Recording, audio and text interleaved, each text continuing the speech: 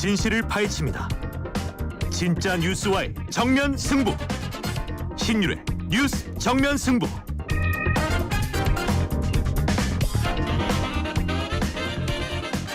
신율의 뉴스 정면 승부 2부 시작합니다. 제가 앞서 말씀드린 대로 지금 스튜디오에는 통일부 장관을 역임하셨죠. 국민의힘 권영세 의원 직접 나와 계십니다.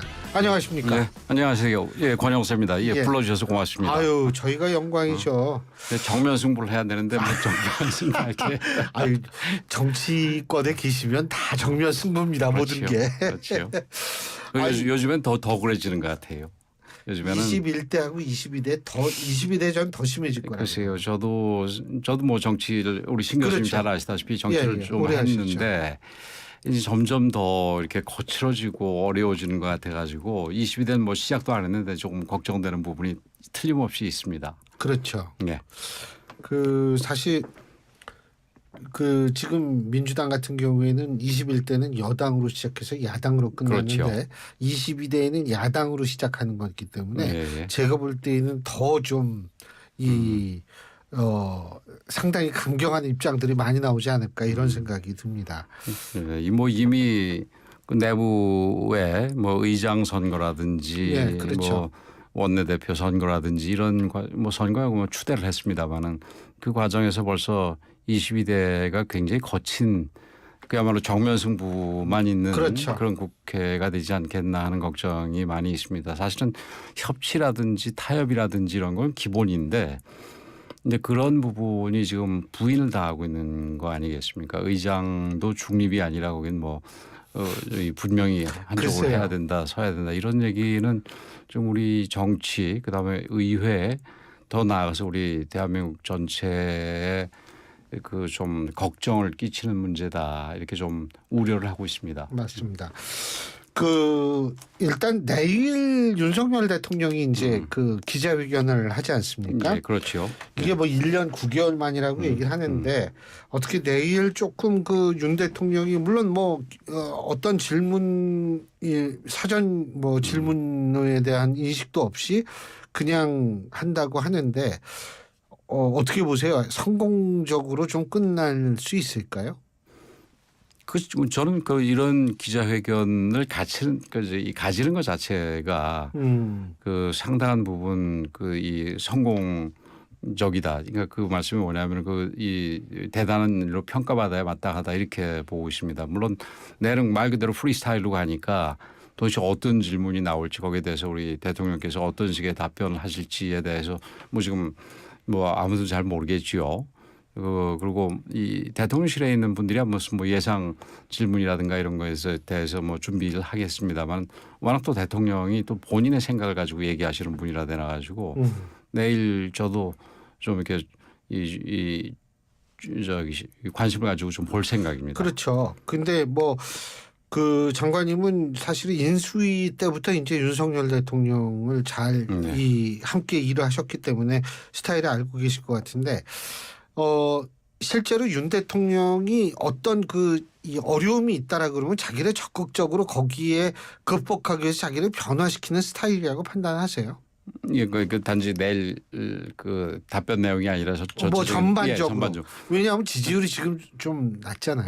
예. 그 답변 스타일도 그렇고 이 전체적인 행태 면에 있어서도 좀 이게 거침이 없는 스타일입니다. 무슨 뭐 어떤 어려운 상황이 닥쳤을 때 좀 위축이 돼가지고 뭐 피한다든지 이런 거는 전혀 없는 말 그대로 정면 승부하는 스타일이라서 지금 아마 기자회견도 여태까지는 뭐 이런저런 이유에서 뭐 참모들이 좀 피하도록 이렇게 시킨 측면도 있을 텐데 지금 뭐 민심이 사실 그렇게 좋지 않지 않습니까? 그렇죠. 그래서 그 민심의 결과가 지난 4월 10일 총선 결과로 나타났으니까 이런 부분에 있어서는 어떤 그 변화가 필요하고 그 변화는 이 본인이 주도적으로 좀 적극적으로 나서는 거가 그 첫 번째겠다 아마 이런 생각을 하신 것 같아요.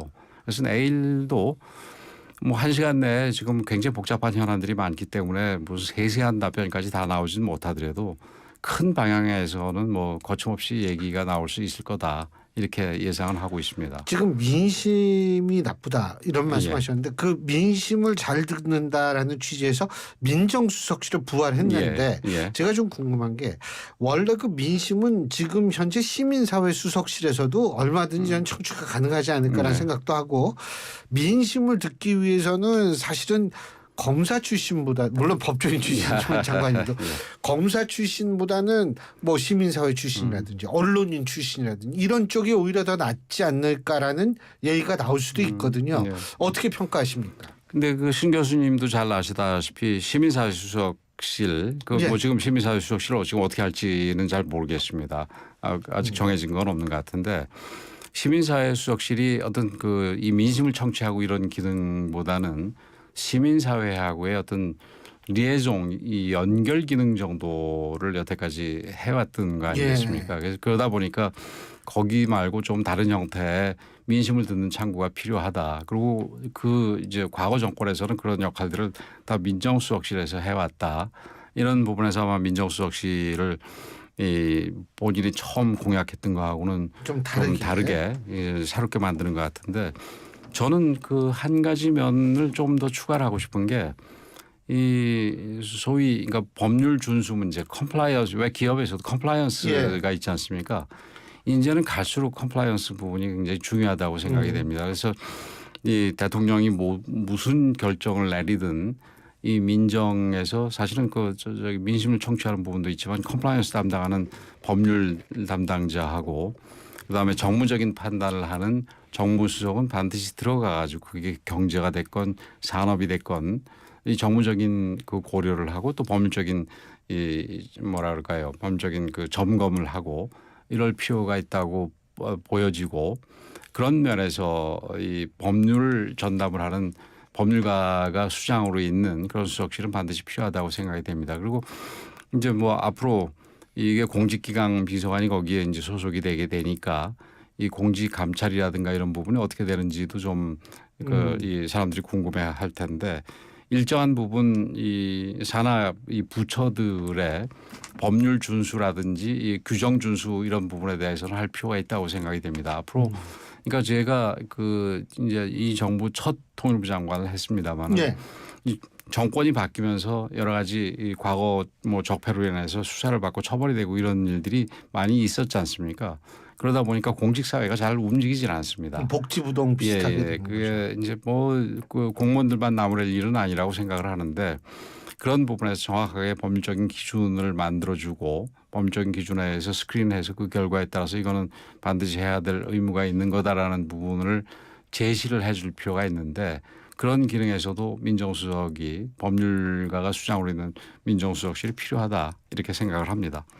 예, 그 민정수석실에서 민심을 만일 청취를 하면 말이에요.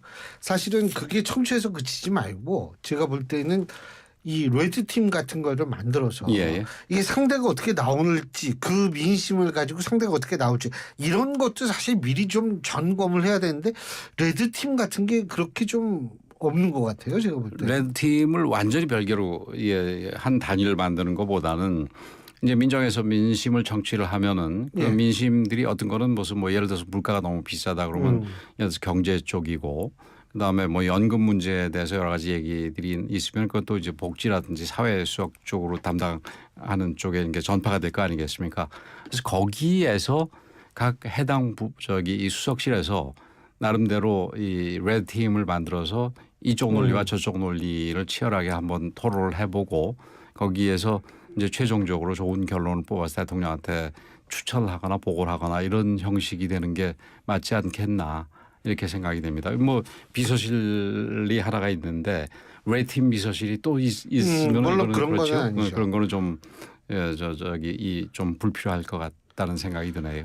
저희가 민정수석실 얘기를 하니까 이제 윤석열 대통령도 2021년 7월인가 그때 이제 이 석관 일간지하고 인터뷰를 할 때 민정수석실 안 만들겠다 그랬는데 그렇죠. 이제 생각이 바뀐 건데 뭐 저는 좋다고 생각합니다. 그런데 내일 기자회견에서 분명히 얘기가 나올 거예요. 그렇게 생각이 바뀌었으면 제2부속실도 안 만들겠다고 그랬는데 만들어도 되는 거 아니냐라는 얘기가 분명히 나올 거예요. 저는 제2부속실을 처음부터 만드는 게 좋다고 생각을 그걸 했습니다. 근데 뭐 대통령께서 의지가 강하게 이제 제2부속실 안에 있었는데 이 우리나라에서 이 소위 영부인 요즘에는 뭐 영부인이라고 부르지 않고 예. 그냥 여사 이렇게 예. 부르는데 일정하게 활동하는 부분이 틀림없이 있지 않습니까? 그렇죠. 그래서 그리고 지금 뭐 소위 디올백 사건이라든가 이런 부분도 그 제2부속실이 있었다면 그게 스크린이 될 수 있었던 부분입니다. 당연하죠. 막을 수 그래서 있었죠. 그런 부분이 현실적으로 그 여사 혹은 영부인의 역할이 존재하고 거기에서 이 나름대로 뭐 컴플라이언스부터 시작해서 누구를 만나는지 만나면서 안 되는지부터 시작해서 이런 거 스케줄을 짜는 것부터 뭐 모든 부분에 대해서 좀 점검을 해준다면은 여러 가지 이 나중에 이제 문제가 되거나 이 정쟁거리가 될 소지를 줄일 수가 있지 않겠나. 그래서 그런 면에서 조금 늦은 감은 없지 않아 있지만 뭐 그럴 때가 가장 빠르다는 거 아니겠습니까? 그렇죠. 지금 만드는 게 저는 좋다고 생각을 합니다. 그리고 민정수석이 이왕 검사 출신의 민정수석이 이제 임명이 됐기 때문에 예.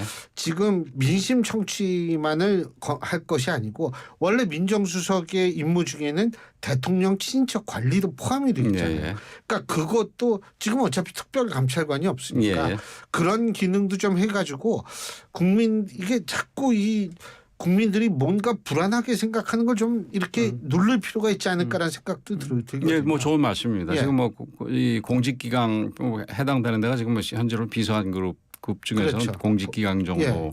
텐데 거기를 좀 역할을 더 준다든지 해가지고 이 우선 용산 내에서부터 예. 대통령 혹은 대통령하고 가장 가까운 분들부터 이 뭐 잡음이라든가 이런 게 전혀 없도록 만드는 거. 나중에 그 뭐 문제가 있을 때 적발하는 것도 중요하지만 미리 그거를 이 사전에 예방하는 것도 굉장히 중요하지 않습니까? 예. 그래서 그런 기능을 좀 갖추는 게 필요하겠다 이렇게 생각을 합니다. 그렇습니다. 그리고 또 하나는 이제 차상병 특검 같은 경우에 예. 이번에 대통령이 이 또 거부권을 행사할 가능성이 있지 않을까라는 예. 생각이 드는데 죄송한 얘기지만 이 최상병 특검에 대한 여론도 사실 대통령한테 그렇게 긍정적이지 않고요. 예. 이런 상태에서 거부권을 많이 행사하게 된다면 다시 한번 대통령의 지지율이 또 좀 요동칠 가능성도 배제할 수가 없기 예, 그렇죠. 때문에 이 부분을 이걸로 어떻게 해야 좋을지 모르겠어요. 근데 그 최상병 건도 그렇고 다른 건도 그렇지만 원래 특검이라는 게 이 검사가 이제 수사기관에서 최종적인 수사기관은 예. 검사니까 검사가 수사한 게 마땅치 않았을 때 그거를 특별검사를 다시 임명해서 다시 이제 저기 스크린해 보는 거가 원래 제도 취지 아니겠습니까? 그렇죠. 근데 지금 최상병 사건 같은 경우는 뭐 하나는 재판에 가 있고 하나는 일부는 또 경찰에서 수사 중이고 일부는 지금 공수처에서 수사 중이란 예. 말입니다. 그리고 그 공수처는 그 이 지난 정권에서 민주당, 예. 지난 정부에서 검찰이 수사하는 거를 못 믿겠다 그래서 새롭게 만든 그 수사기관 아니겠습니까? 그런데 거기서 이미 수사하고 있는데 그것도 또 못 믿겠다 그래서 지금 특검을 미리부터 하는 거는 저는 적절하지 않다고 생각이 되고요. 그런 여론이 국민 여론이 한 60% 70%가 지금 특검을 찬성한다고 예. 제가 본 것 같은데 그렇다 하더라도 일단은 수사기관에서 어느 정도 맞춰보고 그거를 그 결과가 그때도 우리 국민들이 이게 그 의혹을 남김없이 풀지를 못했고 이게 추가적으로 어떤 그 재검토가 필요하다 그러면 그때 가서 뭐 특검을 검토하더라도 지금 거기서 수사가 이제 막 시작되는 상황에서 바로 그걸 다 밀어버리고 특검을 바로 하는 거는 뭐 적절하지는 않다고 생각이 됩니다. 물론 내일 대통령께서 어떤 식의 답을 가져오실지 모르겠습니다만은 답을 하실지 모르겠습니다만은 제 생각은 그렇습니다. 그리고 이건 뭐 조금 다른 얘기인데 예. 어제 오늘 계속 나온 얘기가 그 비선 논란인데 이거는 사실은 쌍비선이에요. 만약 예, 비선이 있다라고 그렇죠. 가정하면 대통령 비선, 이재명 대표의 비선 그렇죠. 이런 식이 돼버리는 건데 일단 권 장관이면 오랫동안 정치도 하시고 뭐 여러 가지 경험이 많으신데 이 비선 어떻게 보세요? 이게 가능한 얘기인가요? 우선 뭐 제가 저기 조금 전에 보니까 이 용산에 대통령실도 부인을 하고 예. 또 이재명 민주당 대표, 민주당 이재명 대표실에서도 예. 부인을 한 것 같습니다. 그런데 뭐 이 함성득 교수 이명백 교수는 뭐 제가 잘 모르지만 개인적으로 예. 잘 모르지만 어쨌든 그 세평이나 이런 거를 볼 때 함성득 교수나 이런 분이 뭐 전혀 없는 거를 얘기했을 리는 없어 보이고 다만 그렇게 완강하게 민주당도 그러고 대통령실도 부인을 했을 때는 이게 주된 부분이 그 비선을 통해서 이루어졌다기보다는 주된 부분은 정식 통로를 이루어지고 그 외에 이제 이게 그 사실은 사전 협의가 좀 몇 차례 이루어지다가 잘 안 돼서 전격적으로 이 두 당사자 야당 대표하고 대통령께서 직접 만나신 게 아니겠습니까? 그래서 그 과정에서 조금 뭐 부수적인 역할은 한 게 있지 않겠나 이렇게 짐작을 해볼 뿐입니다. 근데 이제 그게 윤석열 대통령이 이재명 대표한테 직접 전화했다 이런 얘기도 많이 나오기 때문에 그러니까 오늘도 전화를 뭐 건강 안부 물었다고 얘기를 하는데 어쨌든 제가 볼 때는 비선이라고 얘기할 때는 통일부 장관 하셨으니까 잘 아시겠지만 남북 회담 같은 거 경우 예를 들면 이렇게 그 정말 대화의 통로가 없을 때에는 비선을 가동할 가능성도 있지만 같은 나라에서 같이 정치하면서 비선이 글쎄 그게 좀 궁금하더라고요. 그래서 저도 그 뭐 대통령실하고 민주당에서 부인하는 걸 보더라도 그렇고 그다음에 실제로 이 정식 안에서 만남이 이루어졌던 걸 보더라도 그렇고 이게 그 비선이 뭐 처음부터 끝까지 다 했다고는 생각을 안 하고 이 뭐 부인한 게 내용이 맞다고 생각을 하는데 조금 아까 말씀드린 것처럼 이 정식 라인에서도 부닥쳐서 잘 안 되는 거를 누군가 옆에서 이렇게 좀 그 풀어줄 수 있는 부분들이 있을 거 아니겠습니까? 그래서 그런 부분으로 좀 활용이 되지 않았나 싶은데 메인 부분은 아마 정규 라인에서 직접 통화도 하시고 또 직접 그쪽 비서실하고 이쪽 우리 대통령실의 뭐 비서실장이나 정무수석이 직접 나서고 해서 이루어지지 않았나 이렇게 생각을 합니다. 그러고 이제 사실 뭐 이 대통령실도 그렇잖아요. 윤 대통령이 이 얘기를 듣는 사람이 수백 명은 되는데, 그렇죠.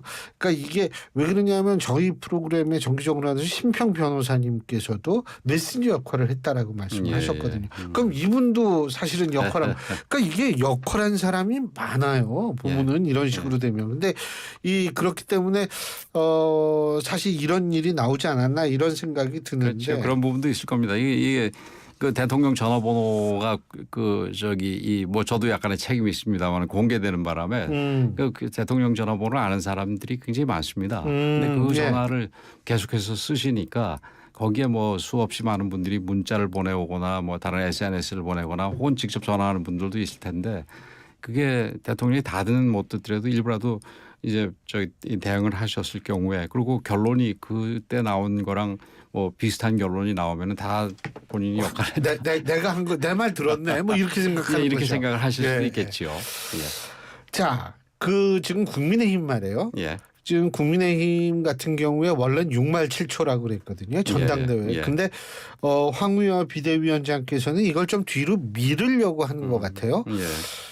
어떻게 보세요, 장관님? 또 어저께 어느 방송인가 언론에 나와서 얘기를 하시는 거 보니까 뭐 본인이 의도적으로 무슨 다른 뜻이 있어서 미루는 것보다는 이게 물리적으로 지금 당장 하는 거 그러니까 6월 말 7월 초에 하는 거가 쉽지 않기 때문에 이게 서둘러서 하다가 굉장히 중요한 행사를 그르치는 것보다는 시간을 좀 여유를 가지고 하겠다 이런 얘기고 본인으로서는 최대한 빨리 하겠다 이런 얘기셨거든요.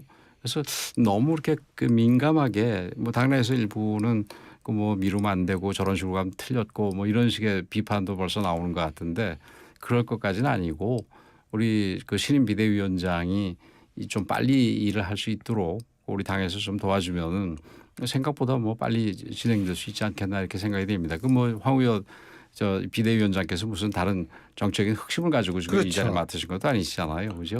예. 근데 이게 자꾸 이게 뭐가 연결되냐면 한동훈 전 비대위원장의 이 등판 가능성과 자꾸 이게 연결이 되는 거 아니에요. 그러니까 이제 어떻게 보세요? 한동훈 위원장 출마할 거라고 보세요? 글쎄요, 뭐 그거는 뭐 본인이 알아서 할 물론 문제, 그렇죠. 알아서 할 문제라서 뭐 전 잘 모르겠습니다만은 뭐 제가 생각할 때는 그게 한 달 정도 뭐 길어야 한 달 정도 차이가 날 텐데 한 달 정도 길어진다고 그래서 등판에 유리한 상황이 조성이 되고 한 달 정도 땡기면은 그 등판에 그 좀 영 불리하고 뭐 이런 거는 저는 아니라고 생각을 합니다. 그래서 그런 차원에서 보더라도 그게 한동훈 위원장을 염두에 두고 뭐 황우여 비대위원장께서 무슨 그 시기를 조정하고 있다 이거는 저는 좀 지나친 추측이다 이렇게 생각을 합니다. 예. 통일부 장관 하셨을 때 제가 잠깐 여쭤보고 싶은 게 지금 사실 북한 자체도 굉장히 내부적으로 저는 복잡할 거라고 예. 보거든요. 근데 이 복잡하면 복잡할수록 그런데 돈은 많이 벌었더라고요. 보니까 많이 예. 벌었을 것 같아요. 예. 우크라이나 지금, 이 러시아 전쟁 러시아 때문에. 쪽에서 지금 포탄하고 그렇죠. 뭐 무기 여러 가지 무기들 밀수출하는 걸로 지금 알려져 있지 않습니까? 그죠? 그런데 이 북한이 우리 측에 대한 도발, 꼭 무력 도발이 아니더라도 예를 들면 뭐 GPS를 교란시킨다든지 이런 도발이 일어날 가능성이 있다고 판단하십니까? 그런 도발 가능성은 언제나 있다고 봐야 됩니다. 지금 그 우리가 뭐 관계가 거의 끊어진 게 문재인 정부 중반기에서부터는 그렇죠. 거의 끊어져 있었던 예. 거 아니겠습니까? 그래서 사실은 그 이 북한이 좀 더 어려웠을 때 이 관심을 끌기 위해서 도발이 있을 가능성이 있다 해가지고 그 굉장히 우리가 철저하게 대비를 했습니다. 물론 뭐 그 이 미사일 발사, 이 탄도미사일 발사해서 안보리 제재 규정을 위배하는 그런 도발은 뭐 수없이 많이 있었지요. 근데 그거 말고도 또 다른 의미의 예를 들어서 연평도 도발이라든지 예. 뭐 서해 교전류의 좀 더 심각한 도발들도 얼마든지 가능하다고 보고 있는데 그 지금은 아마 이 사람들이 지금 그 11월 미국 대선을 가장 관심을 두고 볼 것이라고 생각을 합니다. 트럼프가 되면 그렇죠. 트럼프 전 트럼프가 되면은 대통령이 그러니까 트럼프 대통령 같은 경우는 자기네들하고 대화를 했던 그 이 전력도 있고 그러니까 이 바이든 정부처럼 원칙에 입각해서 대응하지 않으니까 자기네들이 오히려 좀 수월할 수가 있지 않겠나. 그리고 한미 간의 약간의 갈등 소지도 뭐 여러 가지가 있을 수가 있어요. 한미 동맹 자체라든지 방위비 분담 문제라든지 뭐 연결돼서 미군 철수 문제라든지 약간 틈새가 벌어질 수도 있으니까 그 틈새를 노리기 위해서라도 미국의 트럼프 대통령이 당선되기를 기대하고 당선이 될 경우에는 어떤 식으로든지 접촉을 하려고 시도하지 않겠나. 근데 그 과정에서는 그렇게 큰 도발은 오히려 그 새로운 정부하고도 안 여러게 안 좋으니까. 좋을 테니까 조금 과거보다는 도발 가능성은 낮아졌지만 북한은 뭐 항상 우리가 언제 그 합리적이지 않은 결정을 할지를 알 수가 없는 집단이니까 우리가 뭐 항상 대비는 철저하게 해야 되겠지요. 지금 행정부 얘기하니까 갑자기 그런 생각이 드는데 총리 되시는 거 아니에요? 그건 제가 잘 모르죠. 예. 근데 제가 볼 때는 뭐 물론 당연히 최적격자이실 뿐만이 아니고 그게 뭐 지금 같이 어려운 상황에서는 사실 이게 축하드릴 문제인지 아닌지도 모르겠습니다만 사실 그렇습니다. 예. 그 만일 맡게 되시면 뭐부터 하실 생각이세요? 그래서 뭐 제가 지금 제의조차도 없는 상황에서 맡게 되면은 언론에서 많이 뭐 그러니까 이 얘기하는 게 어폐가 있지만 그 지금 그러니까 이 여야 관계가 다 지금 쉽지가 않은 상황입니다. 그래서 그 이 물론 이제 여당하고는 관계가 좋을 거라고 생각을 하고 전제를 하고 야당에 더욱더 적극적으로 이 아웃리치를 좀 해야 될 필요가 있다 이렇게 생각을 합니다. 뭐 대통령도 이제 적극적으로 하시겠습니다마는 총리는 더 열심히 해야 될 필요가 있겠다 이렇게 생각을 합니다. 누가 되든. 알겠습니다. 아유 오늘 아주 귀중한 시간이었는데 오늘 말씀 시간이 다 돼서 여기까지 듣겠습니다. 고맙습니다. 예, 불러주셔서 고맙습니다. 아유 저희가 감사하죠. 지금까지 통일부 장관을 역임하셨던 국민의힘 권영세 의원과 함께했습니다. 인천 아시안게임 금메달리스트 손현재입니다. 최고의 플레이는 최고의 수면으로. 팀 코리아의 숙면을 책임질 베스트 슬립과 함께 대한민국 국가대표팀을 응원합니다. 대한민국 국가대표 공식 침대 매트리스 베스트 슬립. 오늘을 기록하는 소리, 내일을 준비하는 소리, 그리고 인생을 돌아보는 소리. 모두의 성장을 고민하는 브랜드 오럼, 오래도록 가치 있는 평생 소장품을 만듭니다. 당신의 이야기가 완성되는 곳. 너 없던 골반이 생겼어. 허리는 더 잘 넣혀졌어. 이 S라인 주식회사 365MC 허파고리 덕분이지. 허리. 허리는 타고 골반은 리얼 볼륨 업. 주식회사 365MC와 비비안의 허파고리 보정 속옷 탄생. 지금 검색해봐야지. 리틀 약사의 이름을 걸고 더더 깐깐하게 더더 꼼꼼하게 비타민 미네랄 다 히트스 더더 깐깐하게 더더 꼼꼼하게 오메가 유산균 다 히트스 유튜버 리틀 약사의 배합 노하우를 담았다. 다 히트스 합성 목재 예스팀바, 산책로, 야외 데크, 울타리, 사이딩, 전원주택 인테리어까지 다양한 형태로 활용이 가능한 친환경 합성 목재 예스팀바. 우수한 품질의 정부 조달 우수 제품, 나무 느낌 그대로. 합성 목재 예스팀바. 경동산업 주식회사. 안 보이시죠? 미세 플라스틱. 그런데 들어있습니다. 돈 주고 마시는 건 깨끗해야죠. 멸균 종이팩에 담아 미세 플라스틱 걱정 없는 물. 바닷속 600m에서 끌어올린 깨끗한 물. 자연 드림 깊은 물. 자연 드림. 예, 2부 순서 여기까지고요. 자, 5월의 소리 들으실 차례죠. 6시부터는 최희 아나운서가 전해드리는 뉴스 들으시겠습니다. 전 3부에서 뵙죠. 우리들의 희망은 오직 한 가지. 어린이를 잘 키우는 데 있을 뿐입니다. 다 같이 내일을 살리기 위하여. 1923년 소파 방정환이 발표한 어린이 해방선언의 일부입니다. 암울한 일제강점기에도 어린이라는 미래가 있어 희망을 품을 수 있었고 100년이 지나 대한민국은 선진국이 되었습니다. 하지만 지난해 말 한국의 합계 출산율은 0.6명대로 인구 소멸 수준. 다시 희망을 그려야 합니다. 아이를 낳고 키우고 싶은 여건, 아이가 안전하고 행복한 사회를 만드는 것. 아이들이 우리의 내일입니다. 존중과 포용, 더 나은 대한민국. 우리 곁엔 우리가 있다. 우리금융그룹과 YTN이 함께합니다. 교통안전 1분 턱. 안녕하세요. 가습기 보이스 트로트 가수 신성입니다. 요즘 날이 좋아 야외 활동하시는 분들 많으시죠? 그래서인지 차량 이동량이 많이 증가했다고 하는데요. 제가 운전자와 보행자 모두 안심할 수 있는 이륜차 운행 방법 알려드리겠습니다. 이륜차는 차종 특성상 신체가 외부에 노출돼 있기 때문에 각별한 주의를 기울여야 합니다. 운행 전 헬멧 착용은 기본인 거 아시죠? 나 하나쯤이야 생각은 금물! 교통신호는 반드시 지켜야 하고요. 운행 중에 휴대전화 사용이나 영상 시청은 절대 안 됩니다. 항상 전방과 후방 주시 잊지 마시고요. 모두가 도로 위에서 안심할 수 있는 안전한 이륜차 운전 문화 함께 해주실 거죠? 교통안전 1분 톡. 국토교통부와 한국교통안전공단이 함께합니다.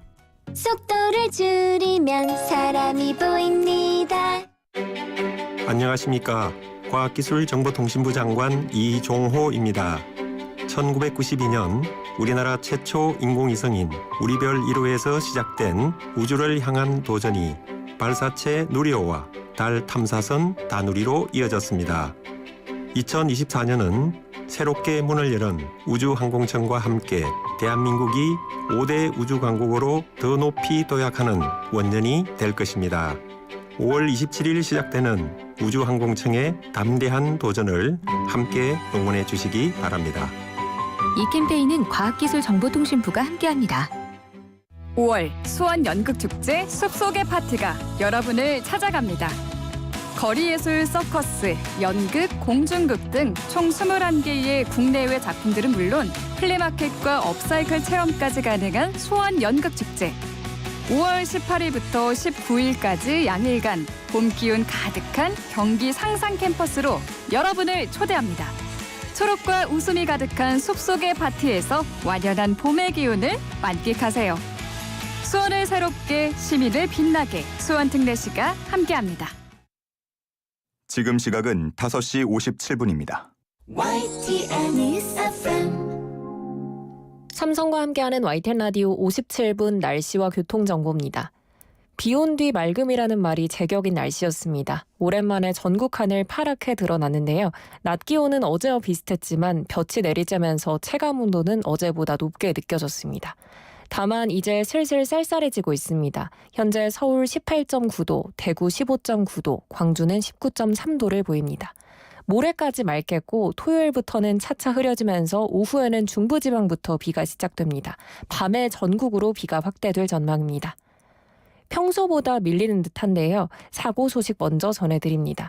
강변북로 일산 방향 반포대교와 동작대교 사이 5차로에서 추돌 사고가 났습니다. 20분 전에 났고 아직 처리 시간은 더 필요해 보입니다. 동호대교부터 밀리고요. 가양대교까지 정체 이어집니다. 구리 방향은 행주대교에서 강동대교까지 전 구간 밀리고 있습니다.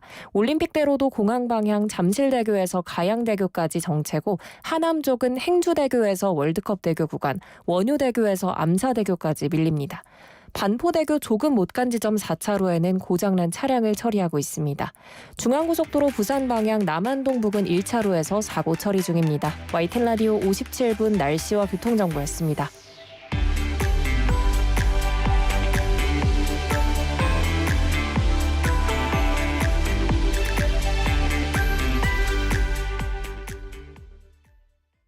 나 정상훈, 밀당의 고수지만 등받이는 당겨 앉는 버스 매너.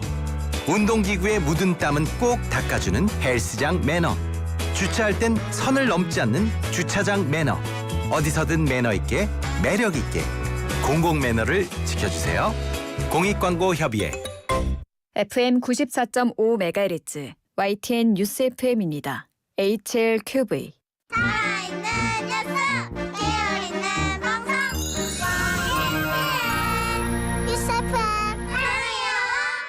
한국의 뉴스 채널 YTN 뉴스 FM에서 6시를 알려드립니다.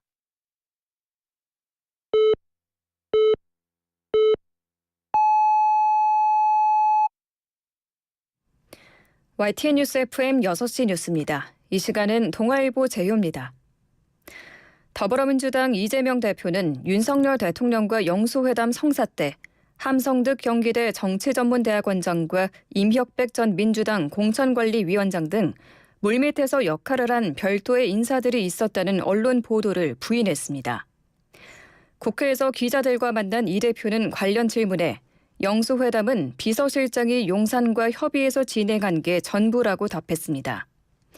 이와 관련해 이 대표 측 관계자도 YTN과의 통화에서 당시 공식 라인이 있고 대통령이 직접 전화까지 했는데 특사가 왜 필요하겠느냐고 반문했습니다. 잔고 증명서를 위조한 혐의 등으로 실형을 확정받고 복역 중인 윤석열 대통령의 장모 최은순 씨가 다음 주 가석방으로 풀려날 전망입니다. 법무부 가석방 심사위원회는 오늘 최 씨의 가석방에 대해 적격 결정을 내렸습니다. 법무부는 최 씨가 가석방을 원하지 않았지만 나이와 형기, 교정 성적과 건강 상태, 재범 위험성 등을 고려해 위원들 만장일치로 이같이 결정했다고 설명했습니다. 박성재 법무부 장관이 최종 허가하면 최 씨는 형기 만료일보다 2달가량 이른 오는 14일 오전 10시 출소할 전망입니다.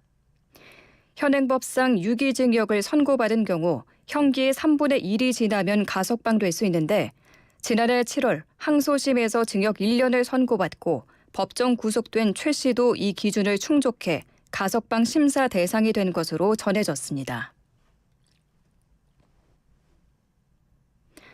불법 정치자금 수수 혐의로 1심에서 징역 5년을 선고받고 보석이 취소돼 법정에서 구속됐던 김용전 민주연구원 부원장이 항소심에서 다시 보석 석방됐습니다. 서울고등법원은 오늘 보증금 5천만 원 납입과 주거지 제한 등을 조건으로 김 전 부원장 보석 청구를 인용했습니다. 이에 따라 김 전 부원장은 법정에서 구속된 지 160일 만에 다시 불구속 상태로 재판을 받을 수 있게 됐습니다. 김 전 부원장은 유동규 전 성남도시개발공사 본부장 등과 공모해 불법 정치자금 8억 4,700만 원을 받고 대장동 사업 편의 제공을 대가로 1억 9천만 원을 수수한 혐의로 기소됐습니다. 부산대학교는 차정인 총장이 임시 처국장 회의를 열어 어제 부결된 의대 증원 관련 학칙 개정안을 다시 심의해달라고 교모회의에 요청하기로 했다고 밝혔습니다. 차 총장은 정부가 배정한 입학 정원과 학칙상 입학 정원이 일치하지 않는 국가 행정 체계상의 법적 문제가 발생했다며 재심의를 요청한 배경을 설명했습니다. 이어 의대생 집단 유급과 의료 공백 사태 해결에 책임 있는 주체가 충분한 논의와 사회적 합의에 나서달라며 의대 증원안을 부결한 교모회의 결정은 충분히 존중돼야 한다고 평가했습니다. 대학 관계자는 이른 시간 내에 교모회의 일정을 잡아 재심의할 계획이라고 말했습니다. 앞서 부산대는 125명이던 의대 입학생 정원을 정부 방침에 따라 대입 전형 시행 계획상 200명으로 늘리고 내년도에 한해 163명을 모집할 계획이었습니다.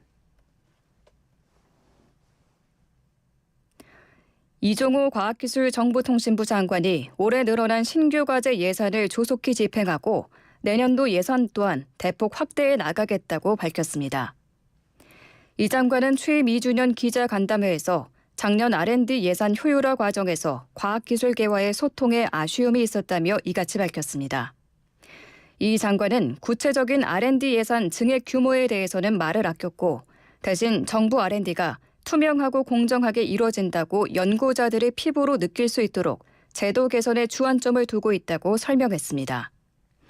또 최근 정부 안팎에서 논의되고 있는 R&D 예비 타당성 조사 제도 폐지에 대해서는 신속하게 추진해야 하는 과제의 경우 위원회 조직을 만든다거나 하는 방식으로 제도 개선을 추진할 필요가 있다고 덧붙였습니다.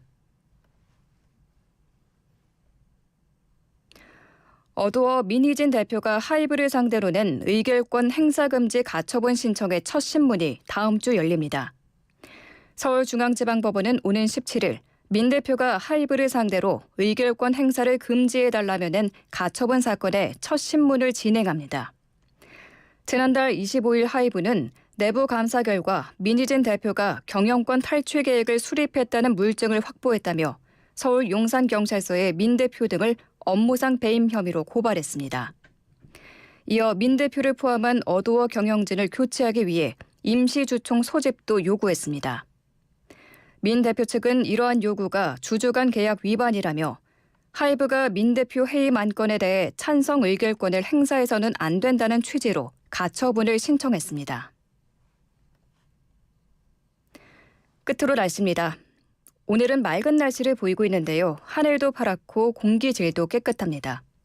내일과 모레는 기온이 쑥쑥 오르며 더 따뜻해지겠습니다. 특히 모레는 낮 기온이 25도 안팎까지 오르는 곳이 많겠습니다. 당분간 아침과 낮의 일교차가 10도에서 15도 안팎으로 크게 벌어지니 옷차림과 건강관리 신경 써주시기 바랍니다.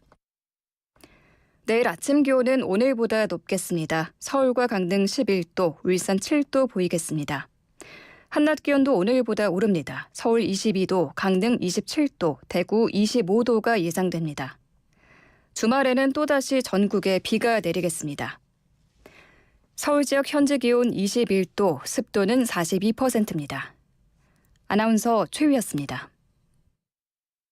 카멜로 장갑 하나로 일상이 안전해진다. 안전한 용접 장갑 카멜로. 편안한 작업 장갑 카멜로. 세련된 안전 장갑 카멜로. 오늘도 손끝 하나 다치지 않고 일 잘 끝냈습니다. 장갑은 카멜로. 확실한 성능 안전관리 필요할 땐 365 컴퍼니. 성면으로 지은 곳이라면 든든한 365 컴퍼니. 학교, 기관, 성면으로 지은 건축물이라면 안전하게 관리하세요. 성면 안전관리와 해체 제거는 365 컴퍼니. 한국일보 제휴 6시 뉴스를 마칩니다. 이어서 신율의 뉴스 정면 승부 3부가 방송됩니다. YTN 뉴스 FM. 안녕하십니까. 한국장애인재단 홍보대사 아나운서 이재웅입니다. 극복하다, 이겨내다, 뛰어넘다. 여러분은 이런 말을 들으시면 어떤 사람들이 생각나십니까? 장애를 극복한 장애인의 사연은 한편의 감동적인 드라마 같기도 한데요. 장애인은 감동을 선사하는 존재이기 이전에 비장애인처럼 평범한 일상을 살아가는 그저 보통의 사람이라는 걸 잊지 말았으면 합니다. 우리 사회에 다양한 사람들이 공존하듯 미디어 속 장애인도 다양한 소재로 표현되길 바라봅니다. 장애인 인식 개선 캠페인 한국장애인재단과 YTN 라디오가 함께합니다.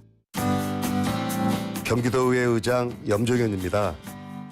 어떤 어려움이 닥쳐도 시련을 극복해온 우리 사회의 놀라운 힘은 언제나 의지를 잃지 않고 희망을 찾으려 애쓴 여러분입니다. 우리 마음의 희망은 위기를 이기는 힘입니다. 경기도의회는 더 바쁘게 1,400만 경기도민의 희망을 뒷받침하겠습니다. 도민 여러분, 힘내십시오. 경기도의회가 함께하겠습니다. 이 캠페인은 경기도의회가 함께합니다. 제주 삼다수와 함께하는 YTN 캠페인 생명의 근원 물. 고대 이집트인들은 모든 생명이 물로부터 만들어졌다고 믿었습니다. 그러기에 나일강의 신으로 불리는 하피는 매우 숭배됐죠. 그가 만들어낸 물은 사막의 오아시스를 채우고 푸른 초원을 만들고 하늘의 이슬을 내렸다고 전해집니다. 문명의 시작이자 생명의 젖줄이었던 물. 고대 이집트인들에게서 오늘날 물에 대한 소중한 가치를 다시 한번 일깨워 봅니다. 이 캠페인은 우리가 믿는 물, 제주 삼다수와 YTN 라디오가 함께합니다. 코로나19에서 국민 생명의 최전선을 지켰던 간호사들. 의료 대란으로 전공의가 떠난 병원에서 처벌과 생계의 위험을 감수하고 환자를 지켰던 간호사들. 환자의 제대로 된 치료를 걱정하며 지금도 의료 현장을 지키는 간호사들. 국민의 생명과 건강을 지키기 위해 반드시 간호법안은 제정돼야 합니다. 5월 12일은 제54회 국제간호사의 날입니다. 이 캠페인은 창립 100주년 대한간호협회와 함께합니다.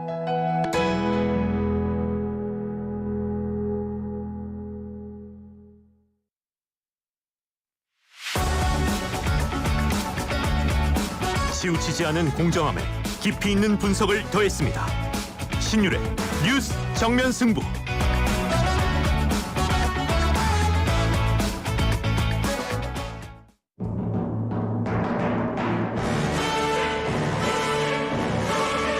고철거래 새로운 패러다임 고래장터 착 찍어서 쓱 올리면 실시간 경매로 가격이 쑥쑥 고철거래 플랫폼 고래장터.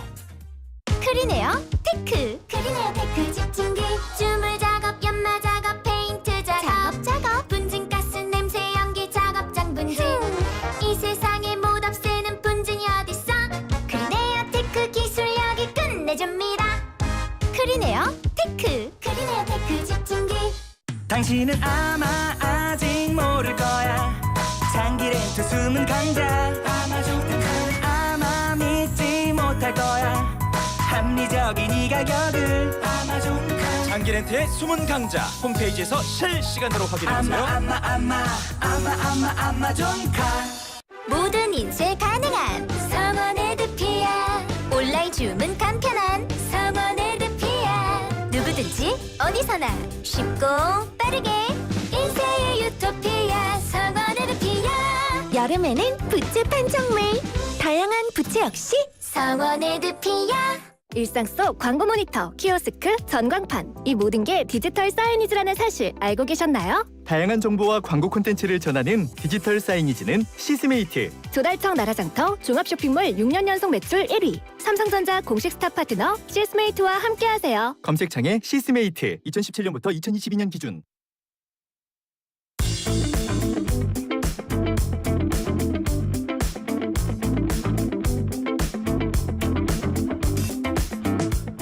예, 신율의 뉴스 정면 승부 3부 시작합니다.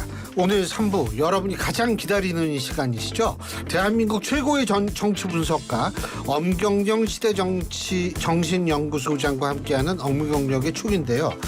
저 엄 소장님 소개해드리기 전에 혹시를 몰라서 제가 그냥 말씀을 드리겠습니다. 조금 전 2부에서 권영세 전 장관과 권영세 의원과 얘기하는 과정에서 여론조사 얘기가 나왔는데요.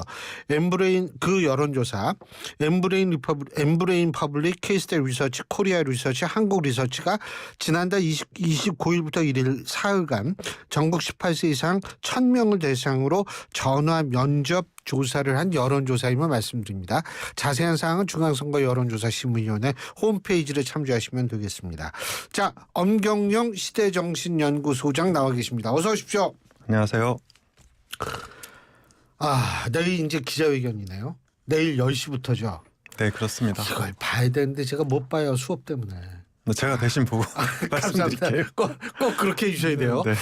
근데 어떻게 좀 이게 지지율 올라가고 이 계기가 될까요? 어떻게 보세요? 네, 내일 기자회견이 굉장히 중요한데요. 사실 지금 윤 대통령은 복합 위기를 받고 있다.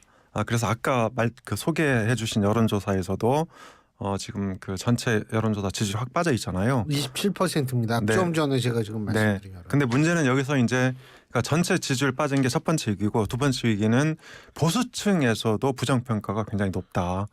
그래서 우리가 이제 대구 경북을 보수의 심장이라고 그렇죠. 그러잖아요. 그런데 이 대구 경북, 부산 경남 울산 그리고 연령으로 보면 60대 이상 또 보수층 이념 성향으로 보면 이런 데도 지지율이 굉장히 낮아요. 그래서 윤 대통령이 맡고 있는 위기는 지금 복합 위기인데 이것을 극복하려면 사실 여론조사 지지율을 끌어올려야 되거든요. 그러니까 지지율을 끌어올리는 이 방식에는 전통적으로 지지층을 결집하고 그리고 중도 부당층에서 확장하고 이 두 가지가 동시에 일어나야 되거든요.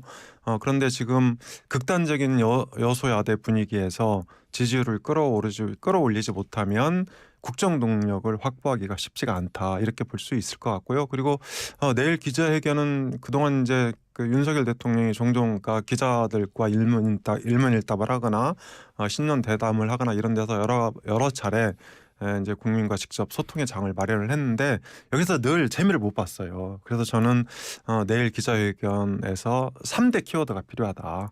첫 번째는 책임. 그러니까 본인의 책임, 그러니까 본인이 책임지는 어떤 자세를 보여야 되고요. 두 번째는 진심, 그러니까 진정성이 국민한테 전달이 돼야 된다는 거죠. 그리고 세 번째는 이게 이 약속. 앞으로 어떻게 해야겠다. 구체적인 약속이 뒤따라야 돼요.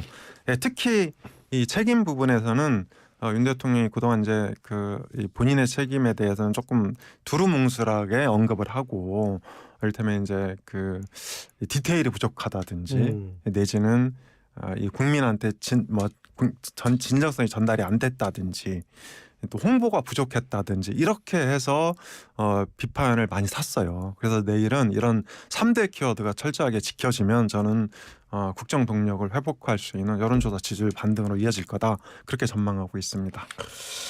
반등이 이루어질 거다. 근데 이제 사실 내일 분명히 최상병 특검법 나올 거고 김건희 여사에 대한 명품백 의혹 수사 문제 분명히 등장할 것 같은데 어떻게 보십니까? 네, 최상병 특검법하고 김건희 여사 특검법은 조금 이제 결이 다르죠. 왜냐하면 최상병 특검법은 이미 정부로 이송을 해서요. 22일까지 윤 대통령이 거부권을 행사할 수 있어요. 그러면 이제 올해 이번 국회 마지막 본회의가 28일 있는데 이때 재의결하든지 아니면 폐기하든지 둘 중에 하나가 될 수 있죠. 그런데 김건희 여사 특검법은 총선 과정에서 민주당과 조국혁신당이 양평 고속도로 의혹까지 덧붙여서 22대 국회 출범 이후에 김건희 여사 종합특검법을 만들겠다 이렇게 공약을 했어요. 소장님. 네. 어렸을 적에 종합 선물 세트 받아보신 적 있어요? 참 가난해서 별로 받아본 적이 없는데 아무튼 받아보고 싶습니다. 저는 그래서 이제 이게 예정돼 있는데 이제 김건희 여사 종합특검법은 그러니까 아직은 시간적 여유가 있죠. 왜냐하면 이게 검찰의 수사가 검찰의 수사가 지금 진행되고 있고 또 원구성 협상